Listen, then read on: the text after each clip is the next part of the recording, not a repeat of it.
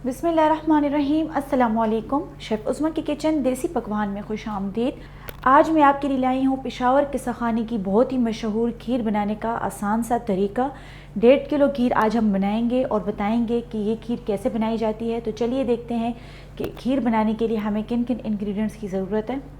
यहाँ पर हमने लिया है फुल फेट 1 किलो दूध और साथ ही हमने लिए यहाँ पर बासमती चावल का टोटा चावल हमने यहाँ पर लिया है। जो आपके पास अवेलेबल हो आप वो ले सकते हैं, लेकिन बासमती टोटा चावल की खीर बहुत ही ज़बरदस्त बनती है। हमने यहाँ पर 1 कप बासमती टोटा चावल लिए है। 4 अदद हमने यहाँ पर रस के पीस लिए।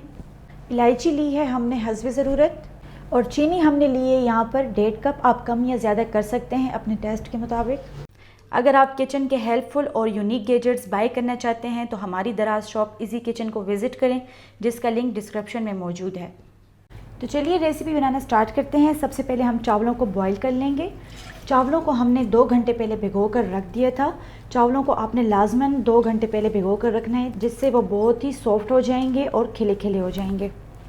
साथ ही हम इसमें शामिल करेंगे 1 गिलास पानी।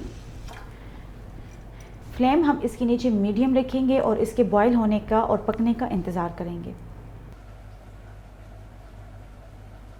ये आप देख सकते हैं चावल का पानी खुश्क हो चुका है। 5 से 6 मिनट इसको लगे हैं और चावल भी इसमें पक चुके हैं। अब हम इसके नीचे फ्लेम ऑफ कर लेंगे, थोड़ा सा इसको ठंडा करेंगे, फिर इसके साथ हम नेक्स्ट प्रोसीजर करेंगे। चावलों को हमने थोड़ा सा ठंडा कर लिया है। अब हम इसको ग्राइंड करेंगे।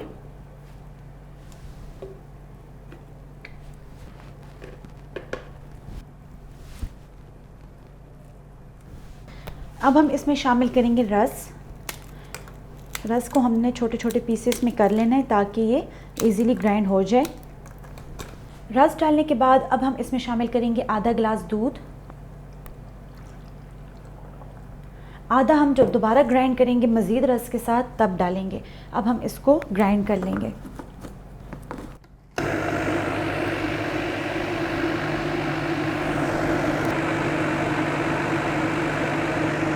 चावलों को हमने अच्छे तरीके से ग्राइंड कर लिया है और 4 अदद रस को भी हमने इसमें ग्राइंड कर लिया है। 1 गिलास दूध इसमें लगा है और 4 अदद रस इसमें डाल के हमने इसको बिल्कुल बारीक पेस्ट बना लिया है। पेस्ट बनाने के बाद जो दूध हमारे पास बच गया था इसको हम एक पतीले में डाल लेंगे और इसको हम बॉईल कर लेंगे। दूध को बॉईल आ चुका है। अब हम इसमें चावल और रस का जो हमने पेस्ट बनाया था वो शामिल कर देंगे। पेस्ट शामिल करने के बाद हम इसको 3 से 4 मिनट मीडियम फ्लेम पर पकाएंगे ताकि ये गाढ़ी हो जाए। चम्मच हमने इसमें मुसलसल हिलाते रहना है।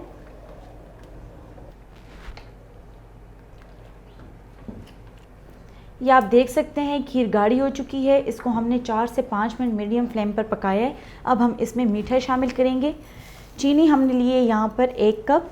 आप अपने टेस्ट के मुताबिक ले सकते हैं। हम इसको चेक करेंगे, अगर हमें कम लगी तो हम इसमें बाकी की भी शामिल कर सकते हैं।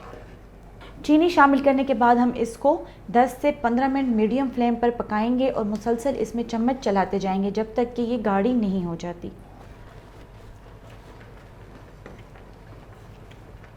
खीर को पकते हुए 15 मिनट हो गए हैं। हमने इसको मीडियम फ्लेम पर पकाया है। लास्ट में हम इसमें शामिल करेंगे 4 से 5 अदद इलायची के दाने। इसको हमने जस्ट फ्लेवर के लिए यूज़ करना है, बहुत ज़्यादा पकाना नहीं है। अब हम इसके नीचे फ्लेम ऑफ कर लेंगे और इसको अपने सर्विंग बाउल में डिश आउट कर लेंगे।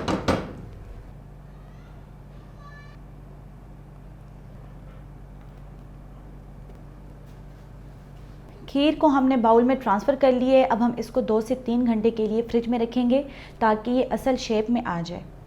बहुत ही मज़ेदार पेशावर किस्सा खानी की मशहूर रबड़ी खीर तैयार है। उम्मीद करते हैं कि आपको हमारी आज की रेसिपी पसंद आई होगी। आप भी ज़रूर ट्राई करें और कमेंट बॉक्स में अपनी राय का इजहार ज़रूर करें। मज़ीद हेल्दी और मज़ेदार रेसिपीज़ देखने के लिए हमारे यूट्यूब चैनल को सब्सक्राइब कर लें, फेसबुक पेज को लाइक कर लें और इंस्टाग्राम पर हमें फ़ॉलो करें। इंशाल्लाह फिर मुलाकात होगी आसान, मज़ेदार और हेल्दी रेसिपी के साथ। शुक्रिया। अल्लाह हाफ़िज़।